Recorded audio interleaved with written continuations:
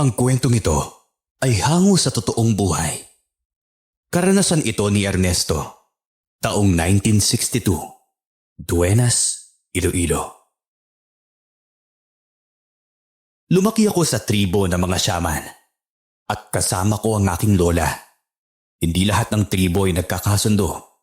Mayroong traidor at sakim sa kapangyarihan.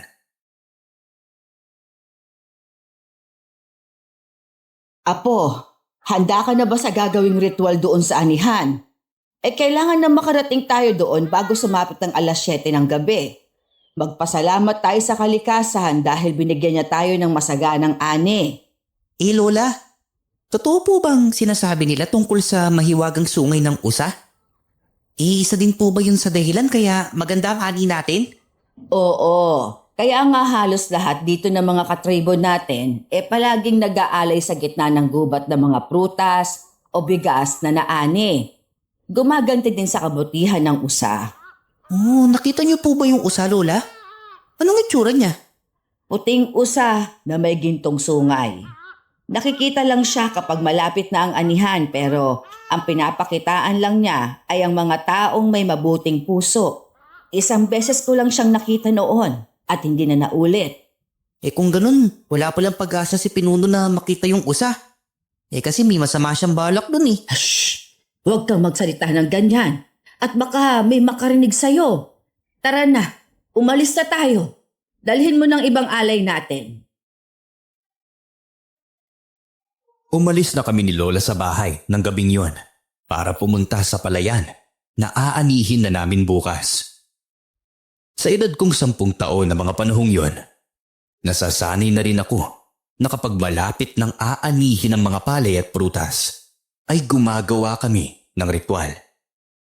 Nakasalubong namin ang mga tauhan ni Pinunong Dalong ng gabing yon at may mga dala silang sandata. Nang makarating naman kami sa gitna ng palayan, doon na kami nagsimulang magritual ni Lola. Si Lola ang nagbabasa ng libro. Kaya ako, nakaluhod habang nakatingin sa anito na korteng guhit ng usa. Lola, tignan mo yun oh. May biglang umilaw dun sa dulo oh. Ano? Saan? Ay, Diyos ko kang bata ka. Hindi mo ako dapat kinakausap kapag nag-ritual ako kasi hindi yun pwede. Ayan, babalik na naman tayo sa simula. Labo po ba talaga ng paningin nyo, Lola? Tignan nyo po kasi yung tinuturo ko oh. Asan ba kasi? Aha, isa yung senyales na magpapakita ang usa. Tara na't puntahan natin ang malaking kahoy na yan dahil sigurado ako nalilitaw ang usa at magpapakita yun sa atin. Baka naman po mapapahamak tayo. Hindi na naanakit ang mahiwagang usa. Ang swerte natin kasi nagpakita siya sa atin. Isa lang ang ibig sabihin nito. Alam niyang mabuti tayong mga tao at busilak ang puso natin. Kung ganun, tara na po. Lumuhod tayo kapag nakaharap na natin ang mahiwagang usa, ha? Opo, Lola. Aktong lumitaw ang puting usa nang makalapit na kami doon sa puno na umiilaw. Puting-puti ito at mahaba ang kanyang mga balahibo. Ang kanyang sungay ay kulay ginto na mahaba. Biglang lumapit sa akin ang usa at ikiniskis nito ang kanyang sungay sa noo ko. Na mga oras na yun, nakaramdam kaagad ako ng kakaiba. Parang may gumagapang sa noo ko na hindi ko maipaliwanag. Pagkadilat ko, nawala na yung usa. Lola, anong nangyari? Nakita ko ang ginawa niya sa'yo. Bakit kaya siya lumapit at kiniskis ang kanyang sungay sa noo mo? Hindi ko rin po alam pero parang may kakaiba sa noo ko ngayon. Lola, ito po oh. Hawakan ninyo, parang may bumubukol na dalawang bagay po sa noo ko oh. Hindi. Apo, bumibiyak ang bukol mo sa noo at parang may lumalabas na sungay. Ipinasa ata sa'yo ng usang kanyang gintong sungay. Ano po? Kung ganun delikado po pala ako. Kasi siguradong gagawin ni Pinuno ang lahat ng paraan para makuha lang tong sungay na to. Umuwi na lang tayo. Huwag na nating tapusin ang ritual. Ito ang tela. Ibalot mo dyan sa ulo mo kasi hindi pa naman mahaba ang sungay na lumalabas dyan. Dali-dali naming nilinisan ni Lola ang palayan ng gabing yun. Pagkadating namin sa bahay, mas lalo pang humaba ang sungay na tumubo sa ulo ko. Tinignan ko yun sa salamin at pareho nga ito sa sungay na nakita ko sa usa. Kinabahan naman ako ng mga oras na yon at halos hindi ako makatulog. Nang sumapit naman ang umaga, biglang nawala ang sungay sa noo ko. Isa lang ang ibig sabihin nun. Baka sa gabi lang lumalabas ang sungay at sa araw ay kusang nagtatago. Ay, buti naman po na wala yung sungay na tumubo sa noo ko. Kung hindi, habang buhay na talaga akong hindi makakalabas ng bahay. Hindi ka ba nasasaktan kapag tumutubo yon o nawawala? Hindi naman po. Pero parang nag-iba po ang pakiramdam ko eh. Nakakarinig na po ako ng kahit may hinang tunog. Tapos, nakakakita pa po ako ng mga nilalang na nakatago. Pero hindi naman po sila nakakatakot. Ano? Ibig mong sabihin, hindi ka na normal, Apo. Parang ganun na nga po. Tapos kanina, nang magasing ako, tinawag ako ng puno dun sa labas. Parang nangihingi ng tubig. Kaya yun, diniligan ko po siya. Aling Delna, Daga, magandang umaga po. Oh, Fatima, pumasok ka dito at may sasabihin kami sa'yo. Si Daga, may tumutubong sungay sa kanyang noo. Nakita kasi namin kagabi ang puting usa. Tapos kiniskis niya ang sungay nito sa noo ni Daga. At nang matapos nagkaroon na kaagad ng sungay ang bata. Totoo ba yon, Daga? Opo, totoo po lahat yun. Tsaka na ako maniniwala kapag nakita ko na mismo na tumubo ang sungay sa noo mo. Pwede mo bang ipakita mo sa kanyang sungay mo, Apo? Hindi ko po kasi alam kung paano ko yun papalabasin eh. Nang mga sandaling yon, bigla na naman ako nakaramdam na parang may bumubukol ulit sa noo ko. Lumabas ulit ang sungay ko ng araw na yun. Kaya gulat na gulat si Ate Fatima nang makita niya ito. Ikaw, Daga. Ikaw ang susunod na pinuno ng tribo natin. Paano po? Ikaw ang napili. Pero kailangan wag itong malaman ng pinuno dahil baka anong gagawin niya sa'yo. Sakim ang taong yon sa kapangyarihan. Yun nga din ang ikinatatakot ko. Maitatago man natin ito pero kusang lalabas ang kapangyarihan ni Daga. Malalaman pa rin ito ng iba kasi nakikita sa mga kilos niya ang pagbabago. Matapos ang araw na yon, mas naging maingat ako sa mga kilos ko para walang makapansin ng pagiging iba ko sa lahat. Inaamin ko na simula nang nagkaroon ako ng kakaibang sungay, nakakaramdam ako ng lakas na hindi normal. Kayang-kaya kong patumbahin ang isang puno kahit sa simpleng tulak ko lang. Isang araw, nabalitaan ko na may bihag ang pinuno namin na isang dayuhan sa aming baryo. Alam ko na ang gagawin nila sa taong iyon.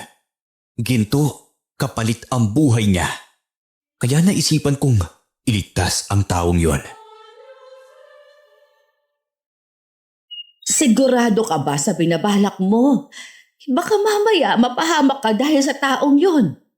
Baka po kasi mapatay siya ng pinuno kapag hindi natin siya nailigtas, Lola eh. Ako lang naman po ang gagawa, Lola. Nag-aalala lang naman ako sa'yo. Paano mo malalabanan ng mga tauhan ni Pinunong Dalom? May mga kagamitan sila at patalim. Kaya ko naman pong ilagan ng mga yun. Kaya ayos lang po ako. Ay, akong natatakot para sa'yo eh. Sige na po, Lola. Alis na po ako ha. Alam ko naman po kung saan nila tinatago ang kanilang mga bihag eh.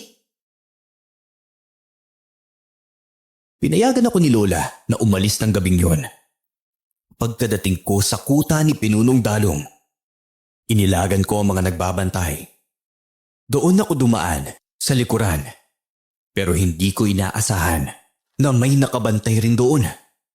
Lahat sila gustong mapatay ako.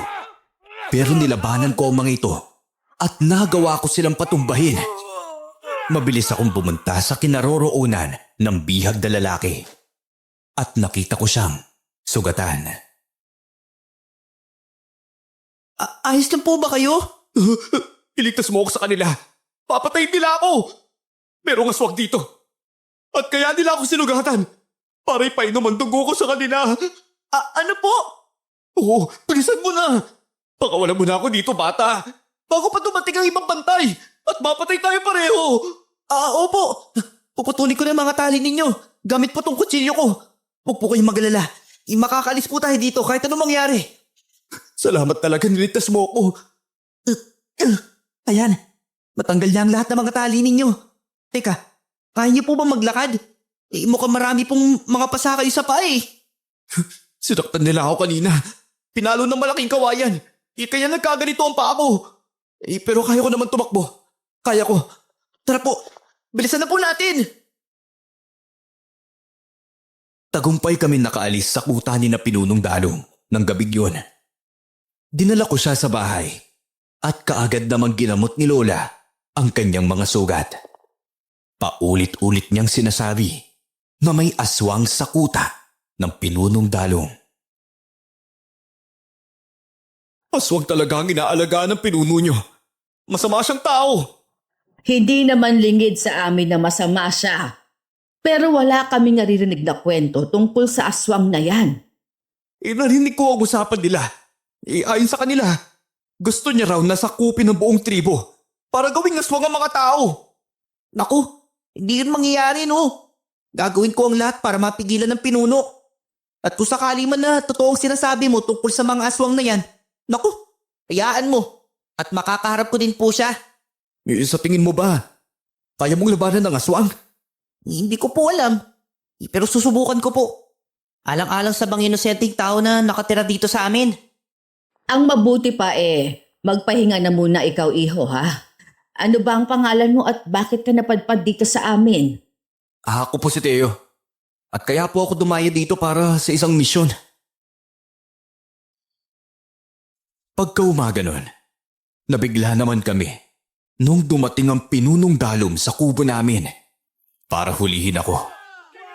Marami siyang tauhan na kasama at hinanap niya rin si Kuya Teo. Sobrang takot si Lola. Kaya ako na ang naglakas loob na harapin sila. Ang lakas ng loob mo para pasukin ang kuta ko at iligtas ang lalaking dayo. Isa kang makasalanan. Nilabag mo ang batas ko bilang pinuno. Alam niyo po, isa din pong makasalanan ng pambibihag ng tao. Hindi po tama na hulihin niyo siya at saktan. May kwento pa nga niya sa akin na pinapainom mo sa aswang ang kanyang dugo. No. O ano, naniwala ka na ba sa kanya? Aba, meron bang aswang na katribo natin? Hindi ko po alam. Pero ang gusto ko lang, mailigtas ang taong yun. Abay kung talagang malakas ka, tignan natin kung hanggang saan ang makakaya mo. Mga kawal, sugurin niyo ang batang yan at tirisin niyo siya hanggang mamatay. Sinugod naman ako ng kanyang mga tauhan. Ginamitan nila ako ng kanilang mga patalim para tagain ako. Pero isa-isa kong naiilagan ang bawat pag-atake nila. Minsan nga sa sobrang lakas ko, nagawa ko pang lumipad sa ere na hindi ko rin inaasahan. At sabay na pinagsisipa ang dalawang kawal hanggang sa nawalan sila ng malay. Hindi ko naman gugustuhin na makapatay ako ng isa sa kanila dahil alam ko na mali yun. Isa-isa ko silang sinipa sa leeg at likod. Kaya lahat sila ay bumagsak sa lupa at umuungol sa sakit. Paano ka nagkaroon ng lakas at bilis ng ganyan? Hindi na po mahalaga kung ano meron sa akin. Basta ang gawin nyo, hayaan nyo na lang ang lalaking to na mamuhay ng malaya. Hindi to maaari. Mas malakas ka pa kaysa sa mga kawal ko. Kaya dapat lang na magsilbi ka sa akin. Tsaka na po, kapag po may makakatalo sa akin, tsaka na ako maninilbihan sa inyo. Ano ba? Saan ka magaling na bata ka? Anong sikreto mo? Nakakatuwa ang lakas na meron kay Ernesto. Abay bibigyan kita ng mataas na posisyon sa kuta ko. Basta makipagsanib puwersa ka na lang sa akin. Pasensya na po. Hindi naman po sa tinatanggihan kita pero ayoko lang manilbihan sa inyo, no? Makakalis na po kayo. Napatitig lang sa akin si Pinunong Dalong ng mga oras na yon. Hanggang sumapit pa ang ilang mga araw. Naging balita naman sa baryo namin ang pagsalakay ng aswang sa kuta ni na Punong Dalong. Marami din ang namatay na mga oras na yon. At isa si Ate Fatima na nagsasabi na may kasalanan si Ena sa mga nangyayari. Siya ang misteryosang dalaga sa baryo namin na halos hindi lumalabas tuwing araw. Ang alam ko lang tungkol kay Yena, siya ang nakuhang bata doon sa natutupok na bahay ng mga aswang. Kaya nga malakas ang kutob ko na siya ang aswang na sumalaki sa kuta ni na Pinunong Dalong. Hindi kaya gumaganti siya sa pagkamatay ng kanyang pamilya at kalahi? Kilala ko pong mabait si Ate Ena. Oo, mabait nga siya sa araw pero sa gabi, ewan ko na lang. Kilala niyo ba si Ronron?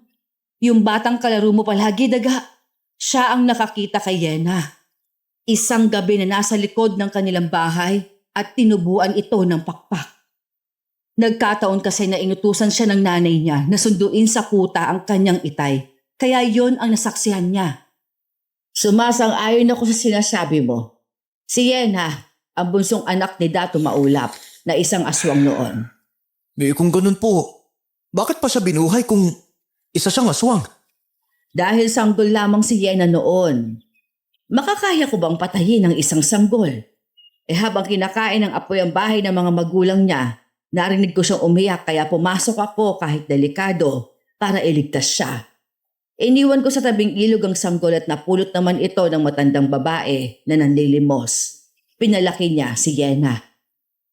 Lola, hindi bang sabi ninyo pinatay ni Dato Maulap ang anak ni Pinunong Dalong? Oo, kaya gumanti ang pinuno. Pinapatay din sina Dato Maulap at ang kanyang pamilya. Ang sabi naman daw ni Pinunong Dalong, hindi muna gagalawin o papatayin ng dalaga hanggat hindi siya ang nakakita na maging aswang ito. Isang linggo naman ang nakalipas. Nalaman namin na mayroong kabataan na nawawala sa aming baryo. Isa daw sa mga dahilan ay may naririnig silang boses patungo sa kagubatan na tumatawag sa kanila. Ang nagpapatunay nun ay ang anak ng dati naming kapitbahay. Dahil naabutan ito ng kanyang nanay na papasok sa kagubatan.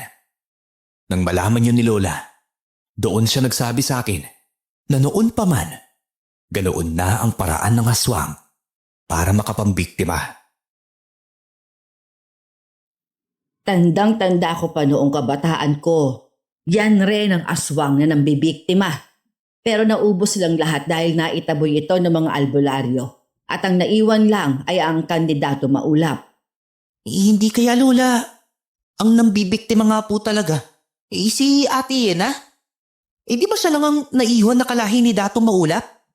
Sa tingin ko nga tama ka, Apo. Diyos ko, hinayaan ko pa mabuhay ang aswang na siyang makakalaban mo. Kasalanan ko ito, Apo. Hindi niyo naman po siguro ginusto yung pangyayari. At isa pa, kaya ata pinagkaloob sa akin ng puting usa ang kanyang mahiwagang sungay. Dahil alam niyang may paparating na ganitong klaseng suliranin. Pero bakit ngayon lang umatake ang aswang na yan?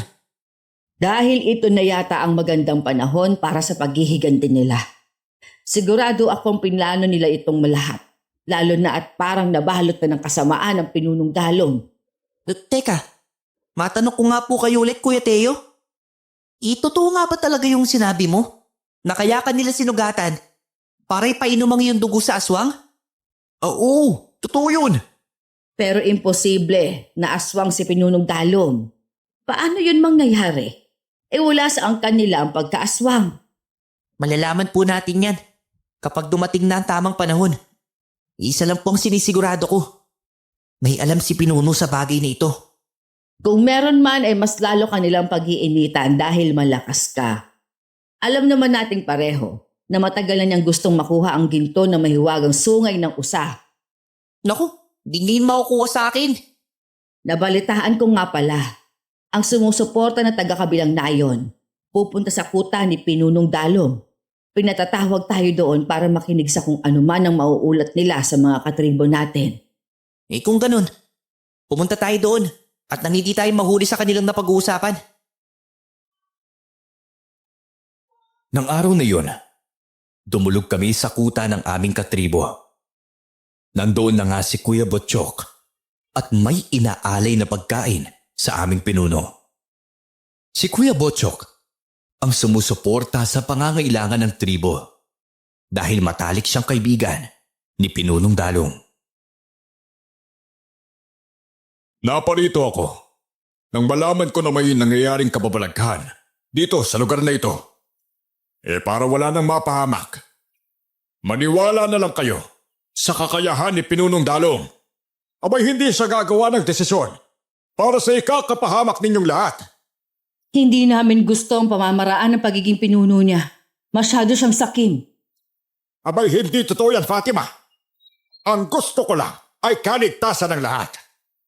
Kailangan nating magkaisa para sa kaligtasan natin. O bakit? Kung kayo lang ba, kaya ninyo bang labanan ng aswang? Bumalik sila para mapatay tayo. Kung wala kang kinalaman sa mga aswang, paanong nasabi ng lalaking bihag niyo dati na kaya mo siya sinugatan ay para ipainom sa aswang ang kanyang dugo? Hindi yun totoo. Matagal na ako naging pinuno, kaya hindi ako gagawa ng hakbang para masira ang ilang taon ng pagkakaupo ko sa trono ko. Matagal na naming nalaman tungkol sa mga aswang. At ang dahilan ng pagsugat ko sa lalaking yon ay para malaman kung isa siyang aswang o hindi. Lalaki? Sino namang lalaki yan? Isang dayo. May dayo na nakarating dito? O nasa na yun? Nasa poder ni Aling Delna. At ayaw nilang ilabas ang taong yon. Hindi namin kayang labanan ng bata dahil malakas at mabilis siyang kumilos. Sino bata? Si Ernesto? Oh, Botchok. Napatingin naman sa akin si Kuya Botchok at yumuko na lang ako. Nire-respeto ng mga katribo ko si Kuya Botchok kaya hindi ako maaaring makipaglaban sa kanya.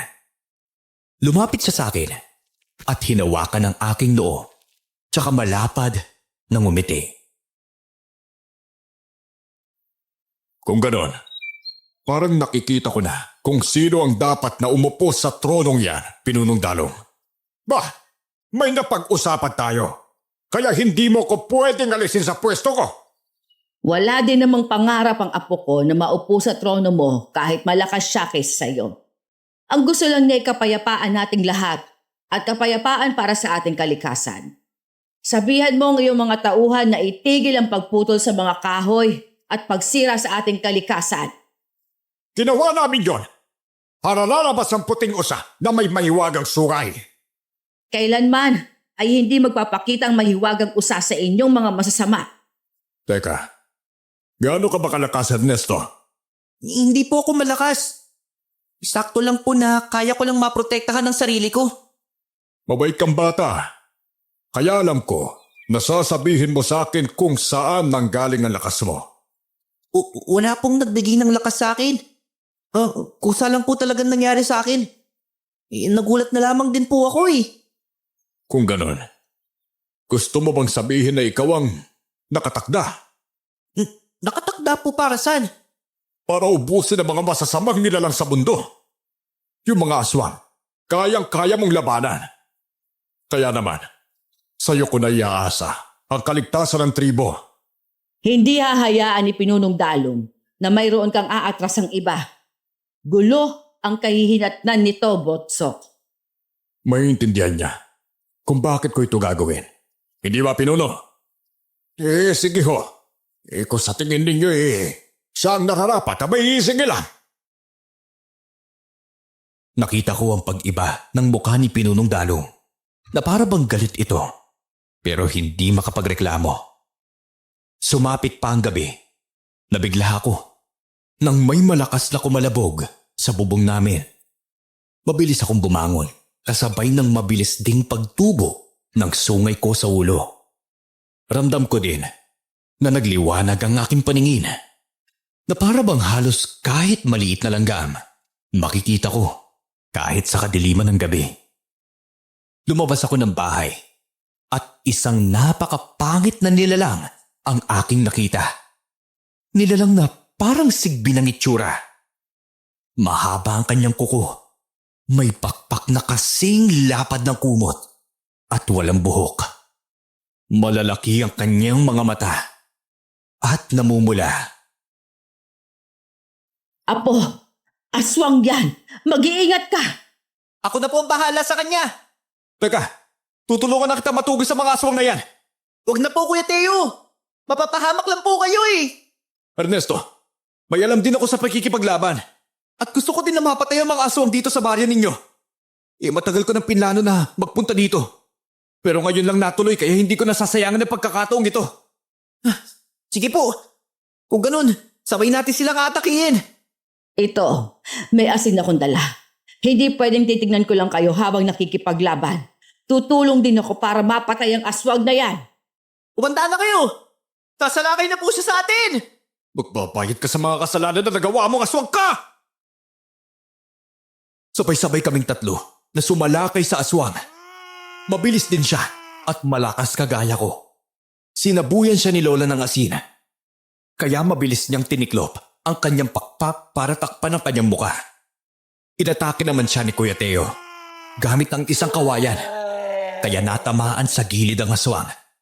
Gumanti naman ito at buong lakas na hinampas niya ng kanyang pakpak si Teo. Sabay kalmot nito sa dibdib ng lalaki. Makulat ang katawan niya. Hindi siya ganong napuruan ng kawayan ko. Sobrang lakas niya.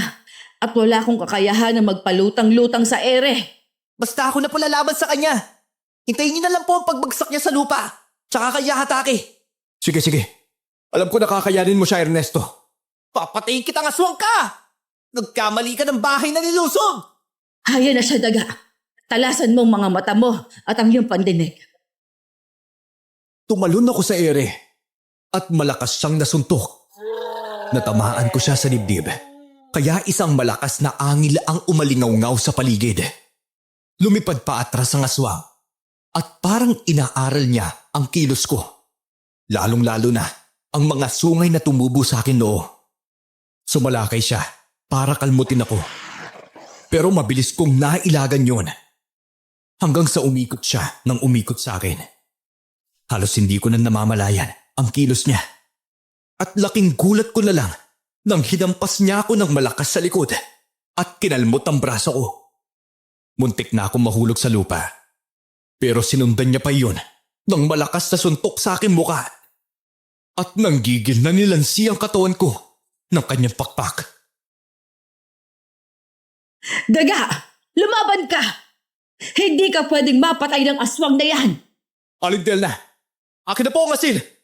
Kailangan makawala si Ernesto sa mga pakpak niya dahil maaari siyang mamatay kapag tumagal siya doon. Wala siyang malalanghap na hangin. Oo, meron pa. Ito, sige na, tulungan mo ang apo ko. Pakawala mo si Ernesto! Ayan, natatamaan mo na ang likod ng aswang. Subukan mong tumalo sa ere at nang mabaon mo sa likuran niya ang buho ng kawayang dala mo. Sige po, susubukan ko po.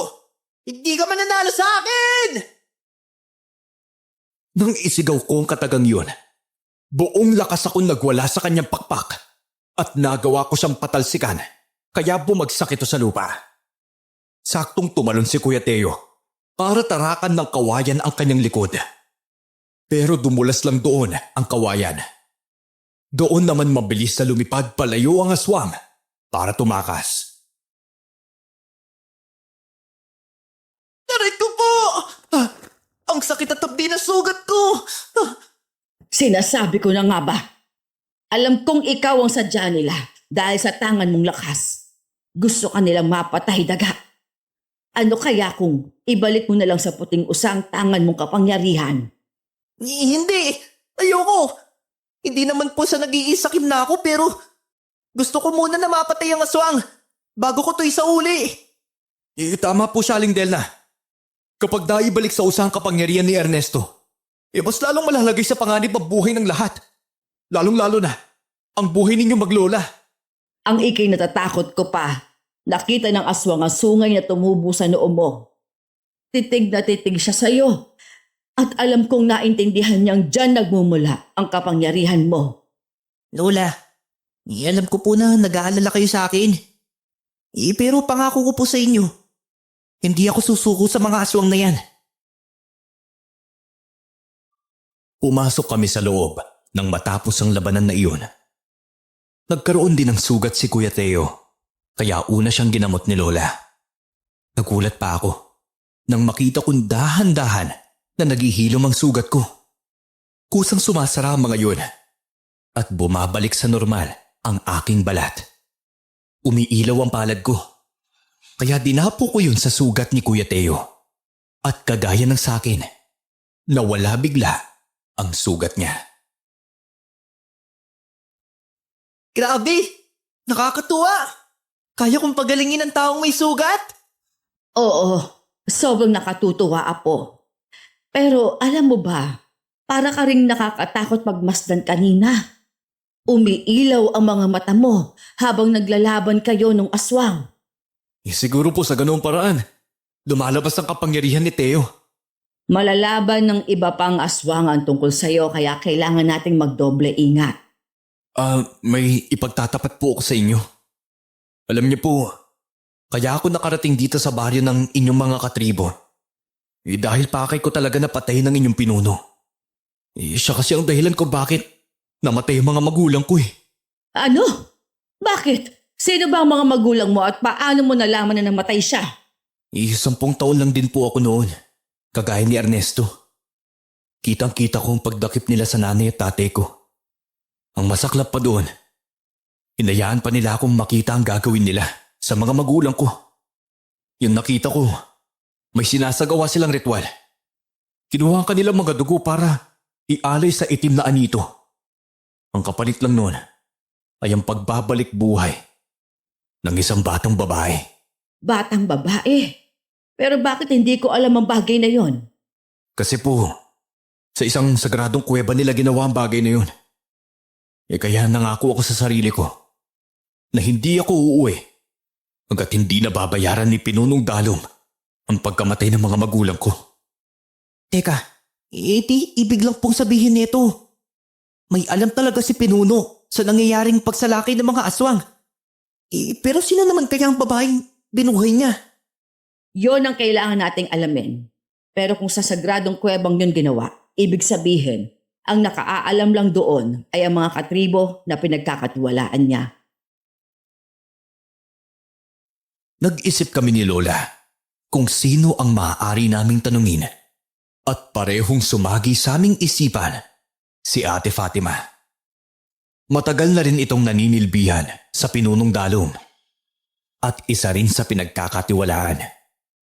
Saktong isang umaga, dumating siya sa bahay at doon nag-usisa si Lola sa kanya. Ang alam ko lang, yang si Lena ay isang estudyante ni Pinuno noon. Pero wag mong ipagsasabi to, ha? Dumating siya noon sa kuweba nang wala ng buhay. Tapos kinaumagahan, nagulat na lang kami na buhay siya ulit. Ano? Bakit naman bubuhayin ni Pinuno si Jenna kung talagang namatay na to? Isa pa, anak yon ng kanyang mortal na kaaway. Hindi din alam ata ni Pinuno na anak siya ni Dato Maulap. Tsaka hindi ko din alam ang kanilang ugnayan. Mapapatunayan mo ba talaga na may tinatago si Pinuno? Mayroong pag-uusap na hindi kami kasali ng mga babae. Kaya hindi ko alam pero alam ko na sakim at masama ang ugali nun. Teka, si Ate Ena nga talaga ata ang aswang eh. Saan ba nakatira ang babaeng yun? Nako, doon yun siya nakatira sa bandang Kakahuyan. Malayo ang bahay niya rito. Hindi na ako umimik at nakita ko si Kuya Theo na lumabas ng bahay. Sinundan ko naman siya kaagad at papasok ito sa Kakahuyan. Alam ko ang daan papunta sa bahay ni Ate Ena. At nagulat lang din ako nang makitang nasa saktong daan si Teo. Kuya, mukha pong inaral nyo ng maayos sa mga daan pasikot-sikot dito ah. Matagal na ako nagmamanman dito nang hindi nyo alam. Para lang po patayin si Pinuno. Hindi ka naman makakalapit sa kanya eh. Dahil bantay sarado siya ng mga tauhan niya. Alam mo, ang babaeng yun ang dahilan kung bakit namatay ang mga magulang ko. Kaya kailangan rin niya magbayad. Hindi nga natin alam eh. Baka siya din yung aswang na nakalaban natin. Oh, ayun ang bahay niyo. Teka, hindi. Bakit? Bakit may mga bata sa labas ng bahay niya? Siguradong tinawag niya ito gamit ang kanyang boses. Tara, tulungan natin ang mga bata. Tumakbo kami palapit sa bahay ni Ate Ena. At saktong lumabas din ito sa bahay niya. Nagpakita siya ng isang nakakatakot ng ngiti. Duguan ng kamay at may hawak na kutsilyo. Mabilis niyang tinago ang kutsilyo sa kanyang likuran. Daga, anong ginagawa mo dito? At sino yung kasama mo? Si Kuya Teo po. Yena, dinala mo ba ang mga bata dito para biktimahin, ha? Ha? Hindi kita naiintindihan. Pasensya na kung may dugo ang mga kamay ko. Nagkatay kasi ako ng manok para ipakain sa mga bata.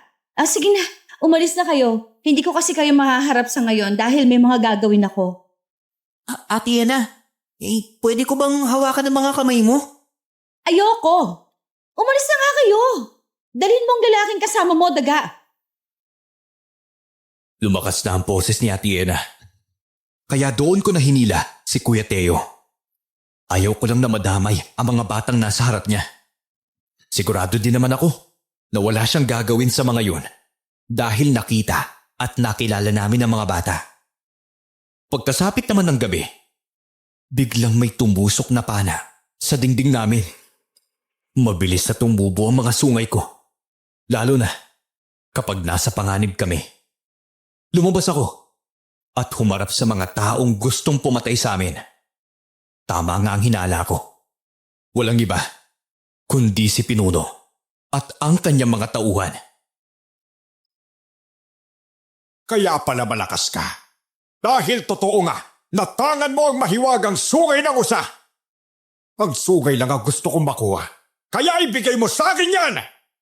Hindi mo yan makukuha sa doon na dahil pusang tumutubo yan at nawawala rin. Makukuha ko yan kapag nadakip ko si Ernesto. At doon ko puputulin ang sungay niya! Grabe kayo. Sagad hanggang buto ang kasamaan nyo. At paano mo nalaman ang tungkol sa sungay na to, ha? Kayo po ata ang aswang na nakalaban ko eh. Hindi na mahalaga kung sino ang aswang na nakalaban mo. Dakpin niyo ang bata at kailangan ko siya ng buhay. Huwag kang mag-alala. Tutulungan kita na labanan ng mga tauhan niya. Ngayon niyo sabihin na wala siyang alam sa nangyayari. Matapos lang nating makalaban ng aswang? Alam niya kaagad ang tungkol sa sungay mo? Apo, ano ba ang desisyon mo? Papatahin mo ba si Pinunong Dalong? Naku, hindi ko pwedeng gawin yun. Dahil marami din naman ang may gusto sa kanya bilang pinuno. Kailangan ko lang siyang pigilan. Para hindi siya magtagumpay sa plano niyang saktan ako o maputol ang sungay na mahiwagang usa. Gamit ang aking kamao na malakas manuntok, hinarap ko sa labanan ang ilang tauhan na dala ni Pinunong Dalong. Tumulong din sa akin si Kuya Teo na labanan sila. Sa ngayon, may dala silang espada at winasihos sila iyon sa harapan namin. Sabay silang sumugod. Kaya nadepensahan namin kagad ang aming mga sarili laban sa kamatayan. Totoo nga na magkakaroon ng kakaibang lakas ang makakuha ng sungay ng usa. Hanggat sa mamatay ka, hindi mapapasayo ang sungay ng usa. Isa kang masama, Dalong. Pinuno! Pinuno ang itawag mo sa akin. Hindi ka naman sana naging pinuno. Kung hindi lang hiningi ni Botsok na ilagay ka sa tronong yon, ginagamit mo siya para makuha ang gusto mo. Kapag bumalik siya Ako mismo magsasabi sa kanya na pinagtangkaan mo ang buhay ng apo ko. Abay, hindi na siya babalik. Matagal pa bago siya bumalik, kaya magkakaroon ako ng maraming pagkakataon para mapatay ko ang apo mo. Kayo! Isa sa pinakamalakas na umatake sa akin ay ang kanang kamay ni Pinuno. Tinaga niya ako ng espada, sinuntok at tinadyakan, pero nailagan ko yun. Gumanti naman ako ng suntok sa kanya at napuruhan ko siya sa tiyan. Lumipad pa ito dahil sa lakas ko. Kaya tumalon din ako ng malakas para sakalin siya, tsaka binagsak ang kanyang katawan sa harap ng Pinuno. Mabilis at malakas din kung lumaban si Teo. Kaya kahit kaming dalawa lang, nagawa naming patumbahin ang aking katribo. Oh, paano ba yan? Lahat ata ng mga tauhan na dala mo. Walang kalaban-laban sa akin eh. May araw ka ding bata ka. Alam mo, makukuha ko rin ang sungay ng usa sa'yo. Kayong lahat, mga wala kayong kwenta. Wala kayong pakinabang. Nahanap niyo na ata ang katapat ninyo ah. Naku, hindi magtatagal. Matatapos na rin ang paghahari-harian mo. At ako mismo ang kikitil sa buhay mo. Kagaya ng ginawa mo sa mga magulang ko. Hindi ko alam kung ano sinasabi mo. Anong hindi mo alam? Abay, naalala mo ba ang mag-asawang pinatay mo para lang mabuhay ang isang batang babae ha? At ang batang babae na binuhay mo, papatayin ko muna sa harapan mo bago kita patayin. Matagal nang tapos ang pagyayaring yun. At kahit ako naman nagsisi din sa ginawa ko. Sana hindi ko nalang binalik ang buhay ng babae yon. Ikaw mismo ang dahilan kung bakit dumarami ang aswang dito sa baryo. Pero hindi ka nila sinasaktan dahil alam ko na may kasunduan ka sa kanila. O di kaya, isa ka ding aswang. Kung isa ka mang aswang, balang araw kapag nagtagpo ulit tayo, sisiguruhin ko na hindi ka na makakatakas. Isang malakas na halakhak ang pinakawalan ni Pinunong Dalong. At umalis na lang kasama ang kanyang mga tauhan. Tagtago na rin ulit ang sungay ko ng mga oras na yon. Sa di kalayuan, namataan ko si Ate Yena na nagbamasid. Hinabol namin siya ni Kuya Teo. At nang maabutan namin siya, bakas ang takot sa kanyang muka. Lubayan niyo ako. Wala akong alam sa mga nangyayari. Kung wala ka talagang alam, bakit ka natatakot dyan? Alam nyo, isa sa nakuha kong kapangyarihan ay makakaramdam kung may panganib na paparating. Pero ngayon na kaharap natin si Ate Yena, hindi ko yun maramdaman eh. Narinig mo ang usapan namin, hindi ba? Sabihin mo, ikaw ba talaga ang babaeng binuhay niya? Hindi ko alam. Hindi ako. Ate, magsabi lang po kayo ng totoo. Kung ayaw nyo na may masamang mangyari sa inyo, sabihin nyo na lang po kasi sa amin ang lahat ng nalalaman ninyo. Wala akong nalalaman. Kaya lang ako napadaan doon dahil balak ko sanang pumunta sa kagubatan para kumuha ng kahoy. Pero nadatnan ko naglalaban kayo. Kaya sandali akong napatigil at nagmasid. Hindi ako naniniwala. Alam ko na nagsisinungaling ka lang talaga. Hindi ko naman sinabi na maniwala ka sa akin eh. Basta ako, malinis ako. Hindi totoo ang binibintang nila sa akin. Hindi ako isang aswang. Wala akong binibiktima. Ate Yena! Tama na. Hayaan mo na siya. Kahit anong tago niya, lalabas din ang katotohanan kung ano ang kanyang pagkatao. Pasaan at mananagot ang dapat na managot. Binalikan namin si Lola sa bahay at nakita ko siyang nakatulala. Alam ko na natatakot ito sa kahihinatnan ko. Pero isa lang ang sinisigurado ko sa kanya. At yun ay hindi ako pababayaan ng espiritu ng usa. Nang sumapit naman ang hating gabi, naramdaman ko na bumagon si Teo. Mula sa kanyang pagkakahiga, lumabas siya ng bahay at narinig ko ang boses mula sa hangin na tinatawag ang pangalan ni Teo. Malambing at malamig pakinggan ang boses. sadyang nakakaakit sa tenga. Daga, pigilan mo si Teo. Wala siya sa kanyang sarili at baka mapatay siya ng aswang. Tara, susundan natin siya. Pagdala po kayo ng asin at bawang. Dahil sigurado ako na naghihintay sa kanya ang aswang sa kagubatan. Sige, kukuha lang ako. Heto na ang asin at bawang. Tara na, habang hindi pa nawawala si Teo sa paningin natin. Tara po, dalihan niyo po. Alam ko na malakas din ang pakiramdam at pang-amoy ng aswang. Kaya sigurado ako na makikita rin niya tayo. Ang sungay mo'y tumutubo na naman. Ibig lang sabihin, nasa kapahamakan tayo. Opo, isa din itong senyales. Kapag mapapasabak talaga ako sa laban. Basta wag po kayong matakot, Lola. Kayang-kaya natin to. May tiwala naman ako sa'yo. Apo, tumigil na sa Teo. Andun siya sa harap ng malaking puno. Hindi. Ayun ang aswang. Nakasakay sa malaking sanga. Akin na po ang asin. Kayo na po ang bahala kay Kuya Teo, ha. Susugurin ko lang ang halimon na yan. Kinuha ko ang asin kay Lola at mabilis na inakyat ang puno para sugurin ang aswang. Mahaba ang buhok nito, naabot sa kanyang talampakan. Nakatakip din ang harapan niyang buhok sa kanyang muka. Mabalbo ng kanyang katawan at may mga tinik. Bigla siyang kumanta at parang mawawalan ako ng focus sa sarili ko habang sumusugod sa kanya. Takpan mo ang tainga mo! Kailangan na huwag kang magpapaakit sa boses ng aswang na dalayday. Ang ganda ng boses mo. Pero ang pangit ng mukha mo. Hindi mo ko maiipotismo. Sige na, patayin mo na siya! Tama nga na sobrang lakas mo. Ginamit ko ng huling alas ka sa'yo. At yon ay akitin ka sa kanta ko. Pero hindi pa rin umuubra. Ba hindi talaga.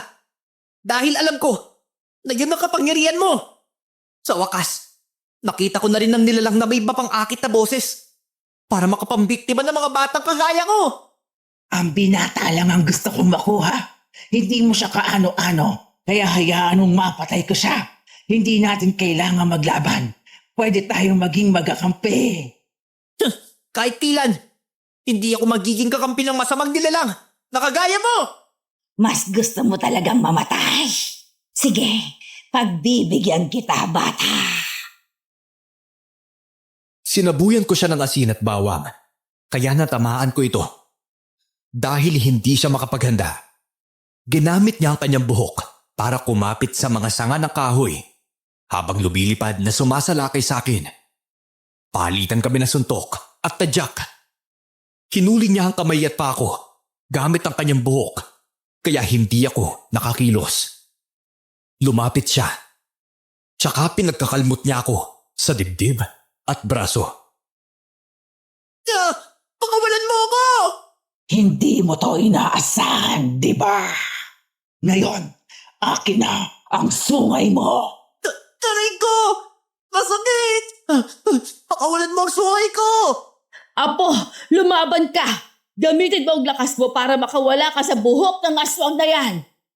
Alinggan na! Nasa kayo? Kailangan dagaan ng tulong mo. Hayun siya! Kuya Teo! Kailangan ko makawala dito. Ang higpit ng pagkakahuli sa akin ng buhok niyo. Hindi ko siya kaya. Dahil nakagapos ang kamay at mga pako. Sandali lang. Nandiyan na ako.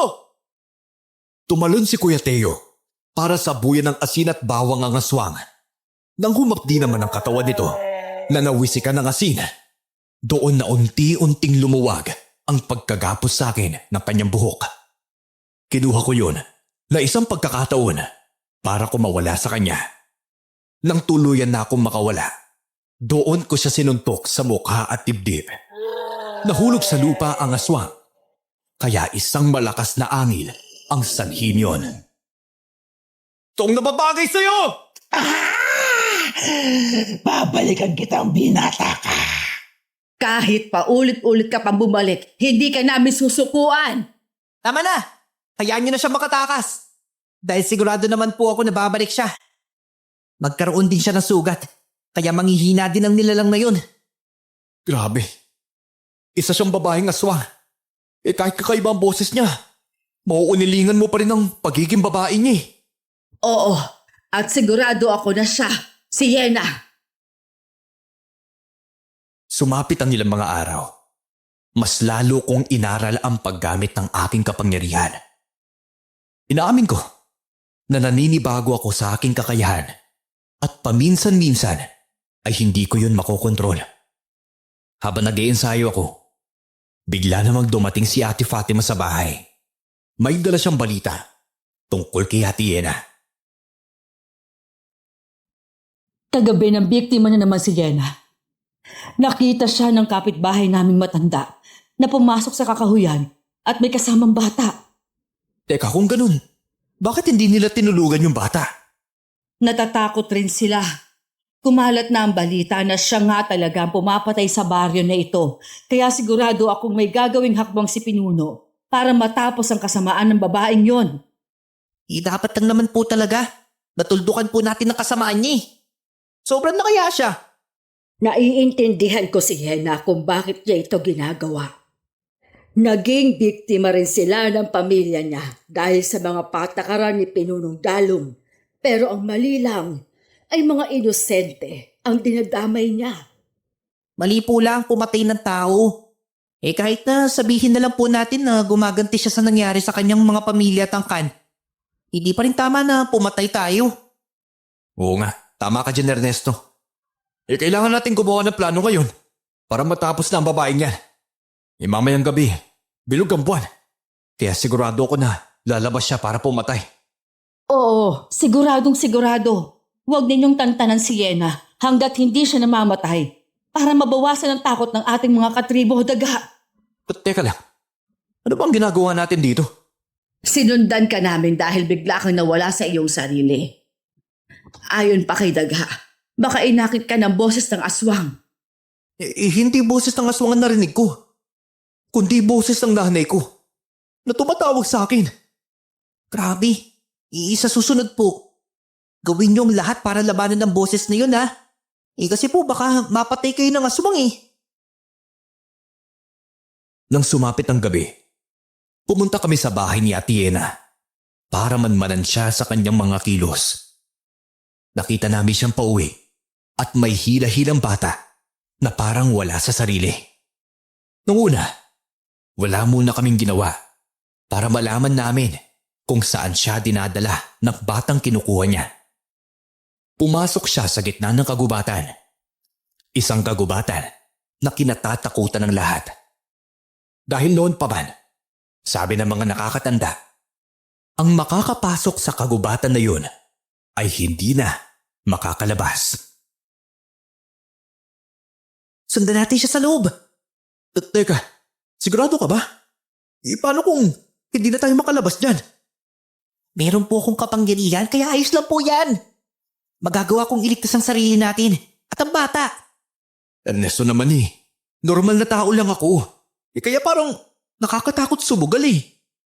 Sumama ka na kasi. Bago pa mawala sa paningin natin si Ate Yena. Sige na nga. Ayun o. Nagsisimula na kumakanta si Yena. Alam ko na yan. Ginagawa niya yun para makawala sa tamang pag-iisip ang bata. Teka, nakita mo ba yung kubo? Bakit may kubo dito? Sa tingin ko po, dito niya dinadala ang mga bata. At dito din niya pinapatay. Nang akmang papasok si Ate Yena at ang bata doon sa loob ng kubo, doon na ako kumilos. Mabilis akong sumalakay at sinipa siya, kaya tumalsik naman ito. Doon umiyak ng malakas ang bata sa sobrang takot. Nawala ng malay si Ate Yena, kaya itinali namin siya at hinintay ng magising.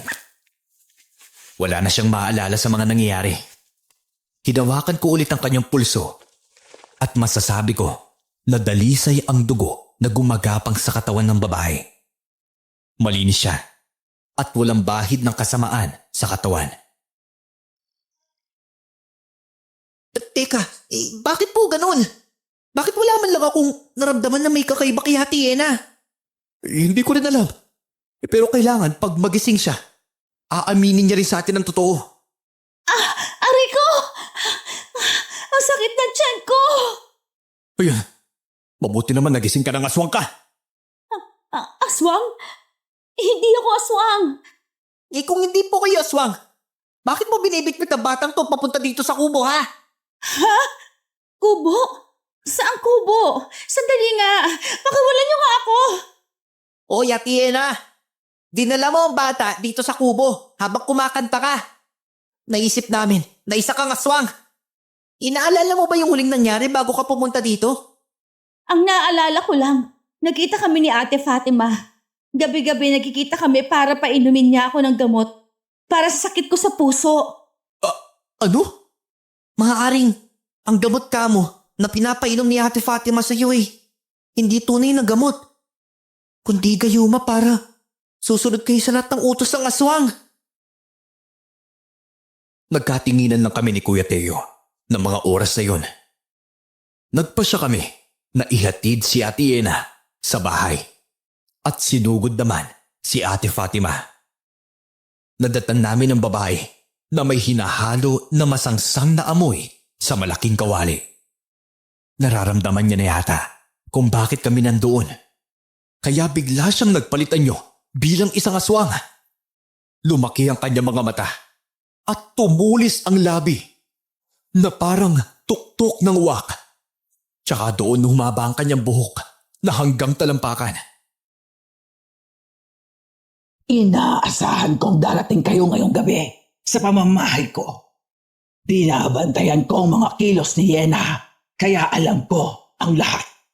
Grabe ka! Paano mo ito nagawa, Ate Fatima? Pinagkatiwalaan ka pa namin Wala akong ibang hangad kundi maipagiganti ang mga kalahi ko. Ako ang batang babaeng napulot ng lola mo at isang malaking pagkakamali na binuhay niya pa ako. Pero ano naman ang kinalaman ng mga kabataan sa pagiganti mo, ha? Dahil sa mga sariwang laman loob ng mga bata, maaaring bumalik ang mga buhay ng mga kaanak ko. Anak din ako ng dating kabit ni Pinunong Dalong. At kaya niya pinapatay ang pamilya ko dahil natuklasan na may relasyon sila ng nanay ko. Ayop ka? Si Yena? Si Yena pa ang tinuro mong aswang? Yung pala, inuuto mo lang kami. Si Yena ang ginagamit ko para kumuha ng mga bata para sa akin. Hindi niya maaaring tanggihan ang hiling ko sa kanya dahil nasa ilalim siya ng kapangyarihan ko. Ilang taon ko itong hinintay at ito na ang takdang oras para bumawi sa inyong tribo dahil malakas na ako.